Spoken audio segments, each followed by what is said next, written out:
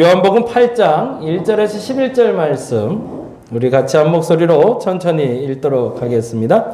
예수는 감람산으로 가시니라. 아침에 다시 성전에 들어오시니 백성이 다 나아오는지라. 앉으사 그들을 가르치시더니 서기관들과 바리새인들이 음행 중에 잡힌 여자를 끌고 와서 가운데 세우고 예수께 말하되 선생이여, 이 여자가 간음하다가 현장에서 잡혔나이다. 모세는 율법에 이러한 여자를 돌로 치라 명하였거니와 선생은 어떻게 말하겠나이까? 그들이 이렇게 말함은 고발할 조건을 얻고자 하여 예수를 시험함이로라. 예수께서 몸을 굽히사 손가락으로 땅에 쓰시니 그들이 묻기를 맞이 아니하는지라. 이에 일어나 이르시되 너희 중에 죄 없는 자가 먼저 돌로 치라 하시고 다시 몸을 굽혀 손가락으로 땅에 쓰시니 그들이 이 말씀을 듣고 양심의 가책을 느껴 어른으로 시작하여 젊은이까지 하나씩 나가고 오직 예수와 그 가운데 섰는 여자만 남았더라. 예수께서 일어나사 여자 외에 아무도 없는 것을 보시고 이르시되 여자여, 너를 고발하던 그들이 어디 있느냐? 너를 정죄한 자가 없느냐? 대답하되 주여 없나이다. 예수께서 이르시되 나도 너를 정죄하지 아니하노니 가서 다시는 죄를 범하지 말라 하시니라. 아멘. 자리에 앉아주시기 바랍니다. 오늘은 죄 없는 자가 먼저 돌로 치라라는 제목으로 같이 말씀 나누려고 합니다. 요한복음 8장 1절에 11절 말씀이고요. 함께 볼 책은 임계장 이야기라는 책이에요. 임계장 이야기를 읽으면서 봤던 그림 중에 기억나는 그림이 이 그림이었어요. 혹시 아시나요?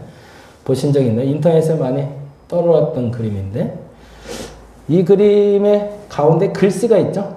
보이시나요? 그 글씨가 이렇게 적혀 있습니다. 같이 한번 읽어볼까요? 벽돌을 들고 있어서 널 안아줄 수가 없어. 벽돌을 내려놓으면 널 키울 수가 없어. 사실은 임계장 이야기라는 이 책은 이 단어로 다 정리가 되는 것 같아요. 어떤 의도인지 아시겠죠? 벽돌을 들고 있으니 내 두 손이 너를 안아줄 수 없고 만일에 너를 안고 싶어서 이 손에 벽돌을 놔버리면 나는 너를 키울 수가 없어. 대한민국이 현실이죠. 끊임없이 돈을 벌어야 돼요. 그죠? 우린 끊임없이 돈을 벌어야 됩니다. 근데 왜 버냐면 돈을 써야 되기 때문에 끊임없이. 그래서 우리는 끊임없이 일을 해야 합니다. 그게 대한민국을 살아가는 대부분의 사람들, 더 정확히는 대한민국 가장의 현실이죠. 이 얘기를 임계장 이야기라는 책을 통해서 우리는 좀 만나볼 수 있습니다. 임계장이라는 말은 임시 성을 가진 계장을 뜻하는 게 아니고요. 임시 계약직 노인장. 우리 조효연 지사님 잘 아실 것 같은데.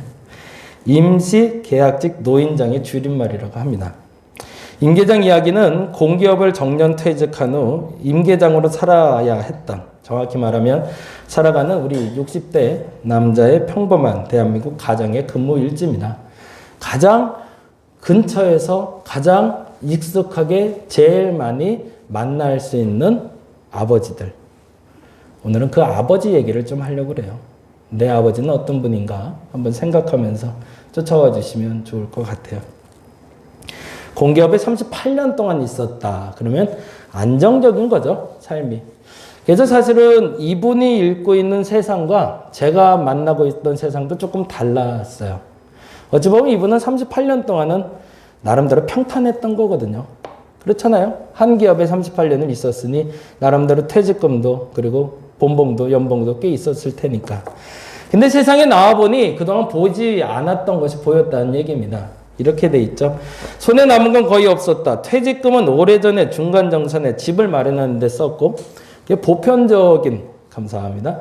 보편적인 한국의 가장들의 모습이죠. 퇴직금을 누적해서 그거를 나의 노후를 위해서 쓸 수 있는 여력이 안 돼요. 그걸로 집을 샀고요. 그나마 잘한 거죠. 집은 마련했으니. 딸의 결혼 자금으로 저축한 돈 대부분에 남아있던 주택담보대출과 그리고 이제 남아있는 자녀들의 학자금 대출을 갚기 위해 저자는 임계장의 삶을 시작합니다. 앞서 말한 대로 우리는 끊임없이 돈을 벌어야 됩니다. 왜냐하면 돈을 쓸 때가 계속 있기 때문에 그렇습니다. 그런데 더 중요한 건 그래서 우리는 일을 해야 됩니다. 그 말은 내가 일하는 목적은 뭐라는 거죠? 결국엔 돈이죠. 성경은 뭐라고 말하고 있을까? 우리가 일하는 목적이. 여기서부터가 틀어진 거죠. 사실은 우리가 일하는 목적은 돈을 벌고 돈을 쓰기 위해서가 아닙니다. 그 일이라는 것이 하나님의 거룩한 동역이기 때문입니다. 아담과 하와에게 일할 수 있도록 일의 장을 열어주신 이유는 그것은 하나님의 일에 동참하는 것이지 너희의 돈을 위해서, 너희 벌고 쓰기 위해서, 너희들의 삶을 위해서는 아니었습니다. 근데 어느 날부터 그게 무너진 세상. 그런데 그것이 익숙한 것이 우리의 삶의 자리가 되었다는 거죠. 임계장이라 불리는 이 조정진 선생님이 사실은 그전에는 몰랐다가 그 삶의 자리에서 그 상황을 경험해가는 이야기가 사실은 오늘의 책입니다.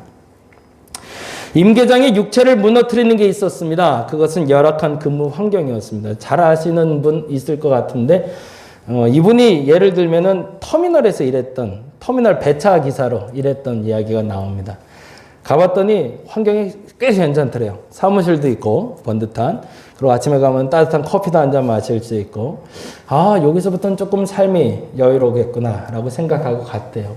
그런데 막상 가보니 세 사람이 해야 될 몫을 혼자 하게 됐고, 그리고 1박 2일로 정확히는 하룻밤을 꼬박 새서 일을 해야 되는 상황이기 때문에 잠자리가 필요해. 막상 가봤더니 벌레가 디글디글하고, 그리고 침대와 베개에는 때가 너무 많이 꼈고 역한 냄새가 있어서 도저히 누울 수 없는 자리. 심지어는 바로 화장실과 붙어 있어서 화장실에서 밥을 해먹고 거기서 설거지까지 해야 되는 상황. 그런 열악한 환경 속에서 내가 처한 상황을 보며 열악한 근무 환경에 대해서 원망은 아니지만 현실을 인정하는 장면이 나옵니다. 그런데 이 장면을 우리가 조금만 더 달리 좀 봤으면 좋겠어요. 대다수의 노동 일을 하시는 분들이 그 일을 하고 있다는 거죠. 조금만 눈을 돌려도 사실은 제가 마북동에 들어와서 지금 6년째 목회를 하고 있는데 여기서 만나는 사람들이 대부분이 이러한 삶을 살고 계신 분들이 많습니다. 아침에 와서 아침을 드시는 분들이 많아요. 제가 새벽 예배 끝나고 나서 아침 드시다 보면 대부분 그런 사람들이에요. 어떠실지 모르겠지만 옆에 앉았을 때 역한 냄새가 나는 분들도 있어요. 왜요? 그게 근무복이니까. 그분들이 그 냄새가 나지 않으면, 그 냄새가 나지 않는 옷을 입는다면 그 현장에서 일할 수 없는 사람들. 어찌 보면 대다수의 우리가 만날 수 있는 아버지들의 모습입니다. 그걸 먼저 공감하고 시작하자는 얘기입니다. 직업에 귀천이 없다고 우리는 교육합니다. 그렇게 믿으시나요? 아닌가요? 직업에 귀천이 있나요?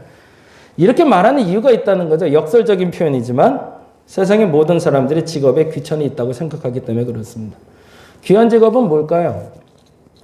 뭔가 좀 머리를 쓰는 일, 귀한 직업처럼 보이죠. 천한 직업은 몸으로 쓰는 일, 우리는 너무나 익숙하게 그렇게 분리해놓고 살고 있습니다.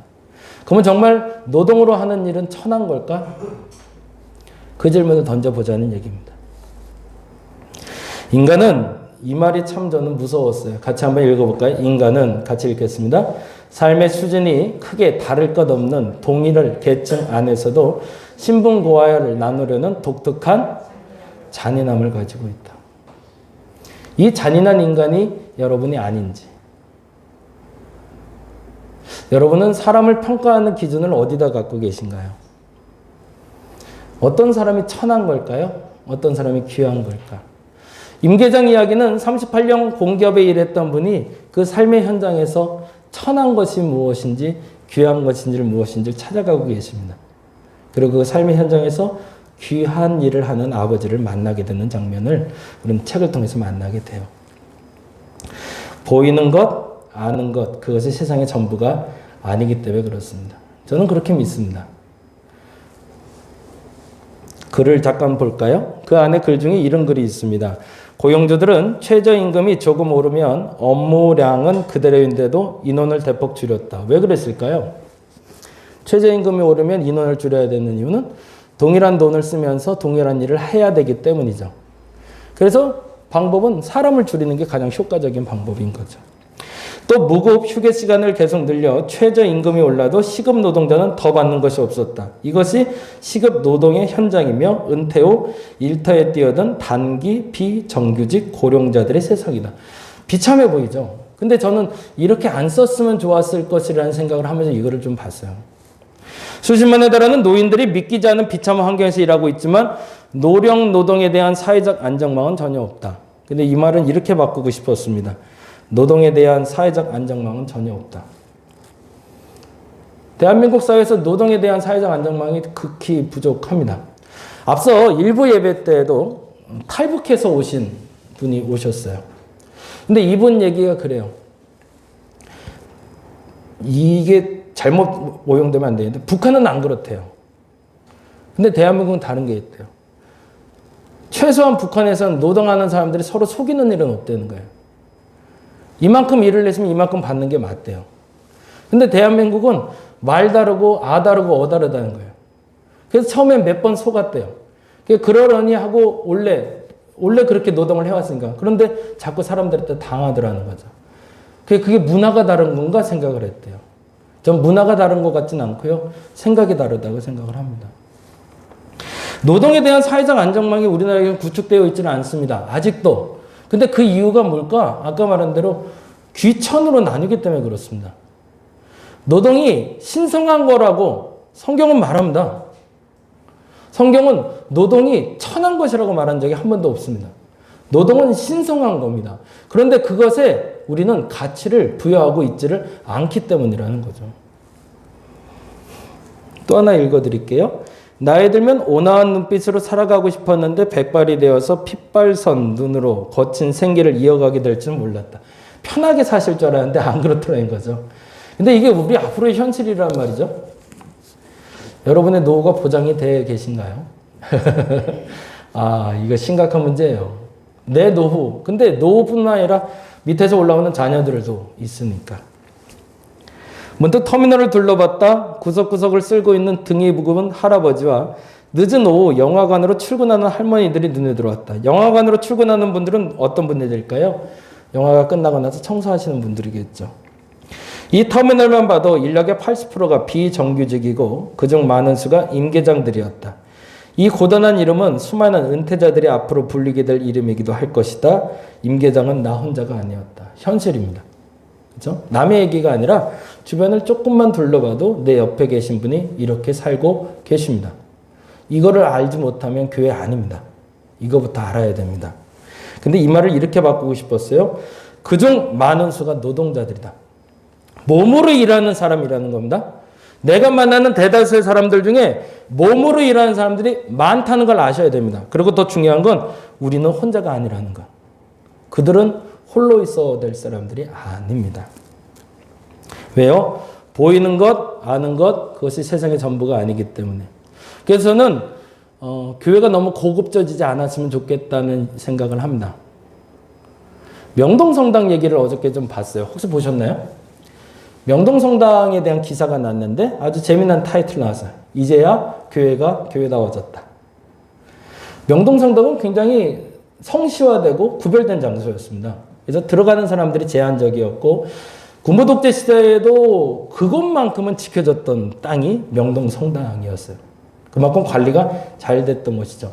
근데 코로나가 오면서 하나가 무너졌어요. 그게 무너지냐면 성도들만 오는 성당이 아니라는 거예요.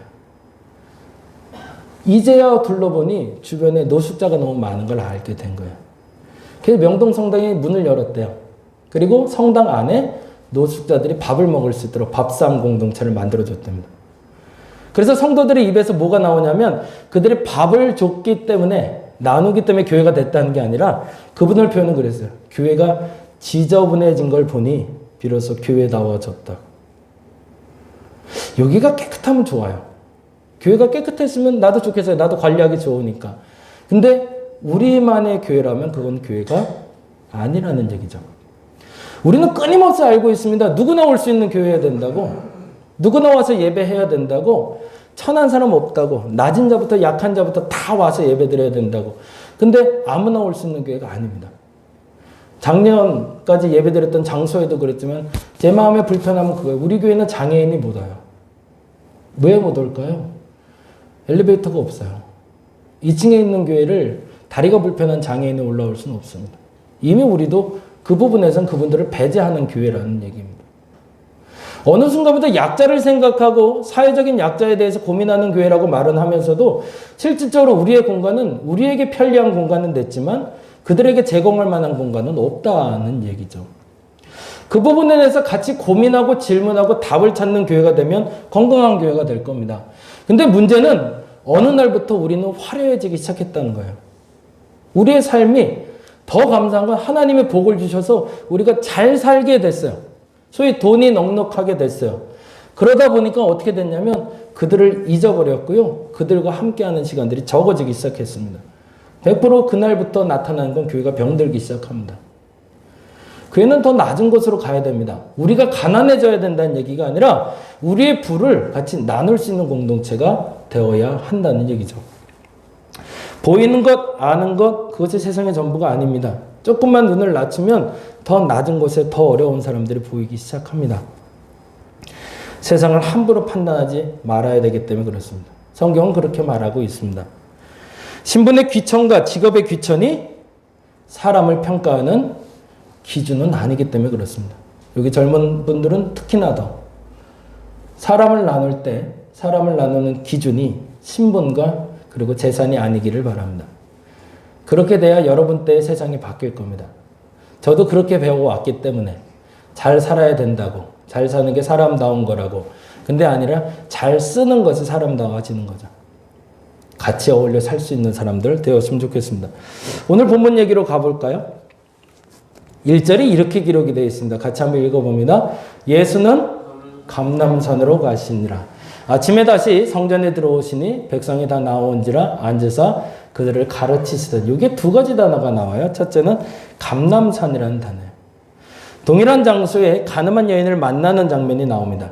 근데 그 가늠한 여인을 만나는 그 장소에 왔던 예수님과 서기관과 바리새인들이 오기 전에 행동이 달랐다는 거죠. 서기관과 바리새인이 있던 자리와 예수님이 섰던 자리가 달랐는데 예수님은 그 가늠한 여인을 만나기 전에 감람산에 머물고 오셨다는 거죠. 그 말은 뭘까? 성경에서 예수께서 감람산에 가셨다는 건 기도했다는 얘기입니다. 더 정확히는 하나님께 머물고 하루를 시작했다는 얘기입니다. 그게 차이였던 거죠. 세상을 판단하는 바른 눈을 갖기 위해서 우리가 첫 번째 가져야 될 건 그 시작 첫 시간을 하나님께 보낸 사람이 되어야 된다는 겁니다. 그렇지 않으면 세상을 바르게 판단할 수 없습니다. 근데 안타깝게도 우리는 그 시작을 하나님과 함께 열지 않고 내가 원하는 것 내 마음대로 열기 시작하니까 문제가 되는 거죠. 그리고 나서 두 번째 중요한 단어가 나와요. 그 다음에 성전으로 들어가셨대요. 이 말은 다른 말로 하면 예수님이 일하러 가셨다는 얘기입니다. 예수는 일하러 가기 전에 기도하는 분이셨다는 거죠. 그리스도인이라면 이렇게 살아야겠죠. 왜요? 세상을 바르게 판단하기 위해서. 근데 반면에 다음에 사람들이 등장합니다. 3절 읽어볼까요? 서기관들과 바리새인들이 음행 중에 잡힌 여자를 끌고 와서 가운데 세우고 예수께 말하되 선생이여 이 여자가 간음하다가 현장에 잡혔나이다. 이 장면에서 재밌는 단어가 있어요. 음행 중에 여자를 끌고 왔대요. 궁금하지 않나요? 어떻게 음행 중에 있는 사람을 찾았을까요? 첫째는 그 밤에 이들은 어디에 있었던 거죠? 그 음행하는 자리를 지키고 있었던 거죠.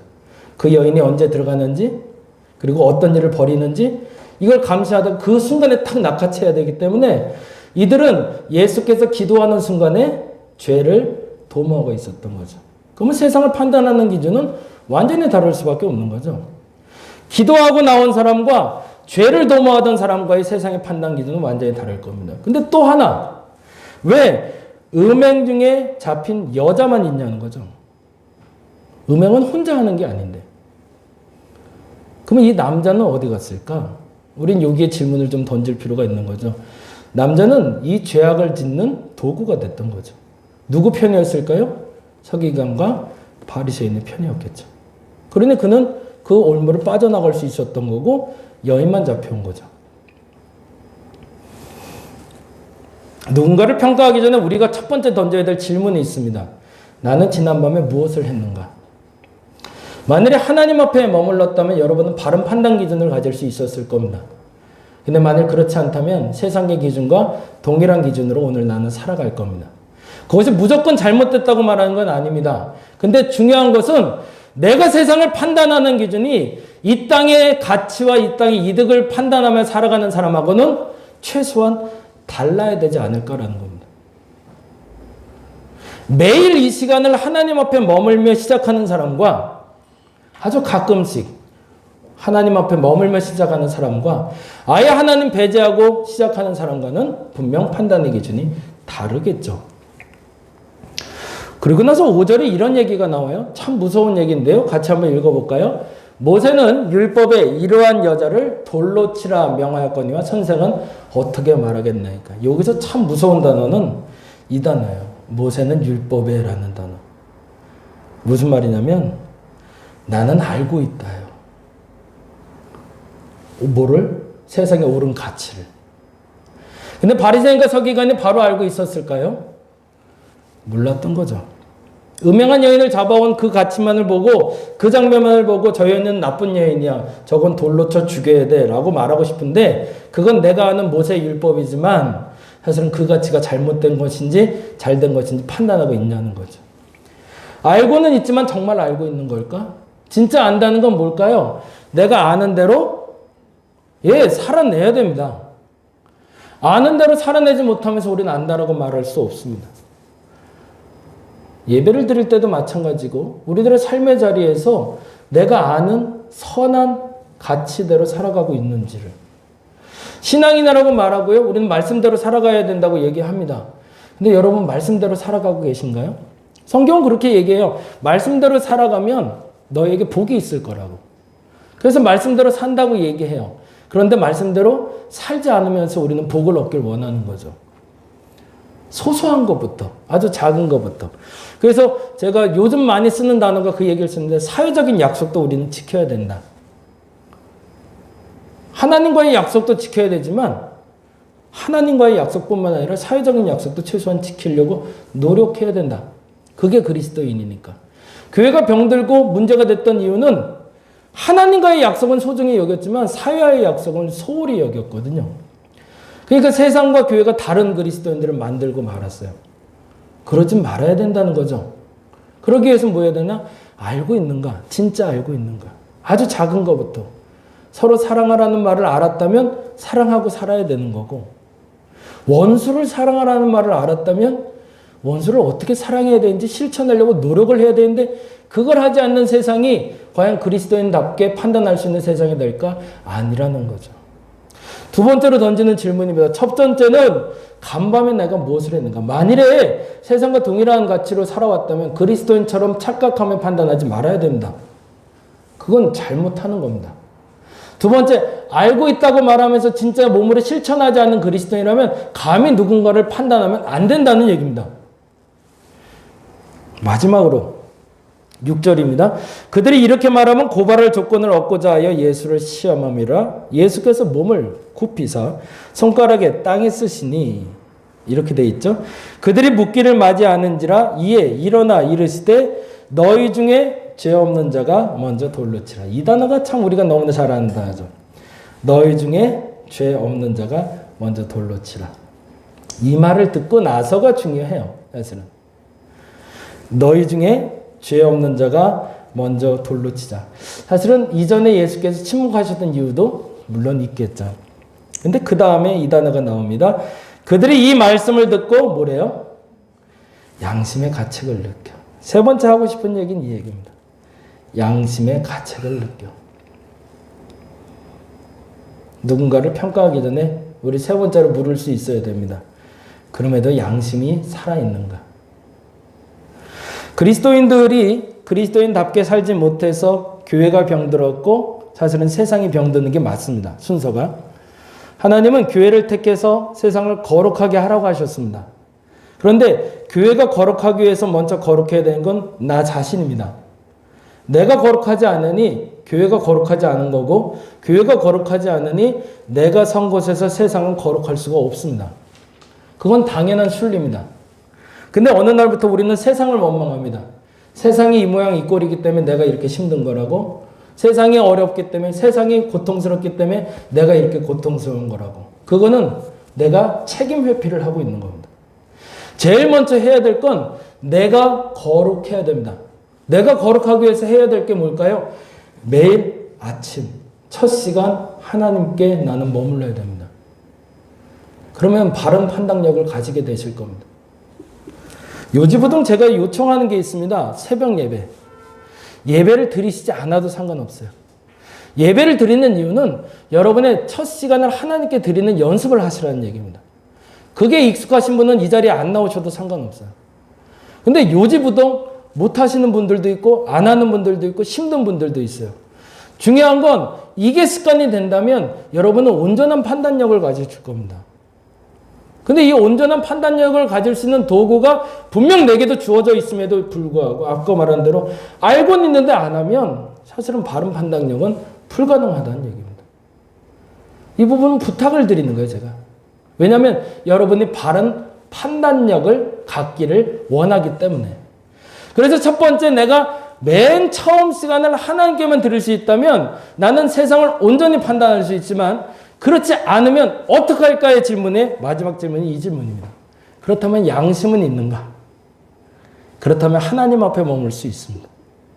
기회가 다시 올 겁니다. 근데 이조차도 없는 분들이 많은 이 문제인 거죠. 우리는 이 세 가지 질문을 매일매일 삶 속에서 던질 수 있으면 좋겠어요. 가끔 급할 때만 말고 뭔가 좀 원할 때만 말고 우리 그래 왔잖아요. 뭔가 중요한 일이 생기면 기도해야 될 거라고 생각해요. 그때 말고 평소에도. 왜 중요한 일이 생기면 기도해 달라고 부탁을 할까요? 그게 맞는 걸 아니까. 그 중요한 일을 해결할 수 있는 근원이 하나님인 걸 아니까 기도해 달라고 그러는 거 아닌가요? 그러면 내 삶은 중요하지 않은가? 아니요. 내 삶 모든 것이 다 중요합니다. 모든 판단과 모든 결정이 다 중요합니다. 그러면 그 모든 판단을 하기 전에 하나님 앞에 머무는 건 기본인 거죠. 지난밤 나는 무엇을 하였는가? 한번 질문해 보시기 바랍니다. 어제 뭐하고 주무셨나요? 하나님 앞에 거룩하셨나요? 오늘 아침에 거룩하기 시작하셨나요? 이 질문에 솔직하게 대답해 주시기 바랍니다. 그러면 바뀔 겁니다, 세상이. 제가 아는 목사님 한 분이 시흥에서 목회하는 분이 계세요. 건강하게 목회를 잘 하셔서 10년 안에 반듯한 교회 건물을 하나 마련을 했어요. 물론 임대 건물이지만. 그래서 예쁘게 목회하셨어요. 사람들도 꽤 적당히 잘 모였고 매주 바베큐를 할 수 있는 마당도 있었고 그래서 공간이 참 좋았어요. 근데 어느 날 성도 한 분이 오셔서 삶이 좀 어려워졌는데 제가 조그만 상가를 하나 얻어서 가게를 하고 싶은데 목사님 좀 도와달라고. 여차여차해서 보니까 바로 교회 옆에 있는 조그만 8평짜리 가게예요. 그래서 그러자고. 그래서 이제 보증금을 좀 도와드리고 시작을 했어요. 분식점을 차리셨어요. 근데 얼마 뒤에 그 교회가 좀 상황이 어려워졌어요. 갑자기 성도님들이 좀 떠나기 시작했고 좀 불미스러운 일이 터졌어요. 근데 교회가 그렇게 되다 보니까 재정이 좀 어려워져서 한 3개월 정도 월세가 밀렸어요. 근데 지금 우리 계산으로도 3개월 정도면 그 금액이 커지기 시작하는 거죠. 근데 그 주인이 그거를 용납을 못했어요. 그래서 결국에는 그 건물에서 쫓겨나게 됐습니다. 그게 쫓겨나서 불과 얼마 되면서 그 성전을 무너뜨려 버리시더라고요. 그 집주인이. 무서운 사람들이고. 건물을 아예 헐어버리고 새로운 건물을 짓기 시작하더라고요. 돈이 되는 건물로. 그러면서 쫓겨나시는 이 목사님이 어디로 가야 돼요? 갈 데가 없잖아요. 예배당을 얻을 수 있는 돈도 없고. 근데 그때 얻어놓은 장소가 하나 있었어요. 그게 그 8평 분식점이었어요. 그래서 거기서 예배를 시작을 하셨어요. 성도들하고 다시. 그 성전이 없어졌으니까. 근데 그 목사님 고백이 그 다음부터 뭐 있었어요. 그동안 시흥에 살면서 보이지 않았던 사람들이 보이더래요.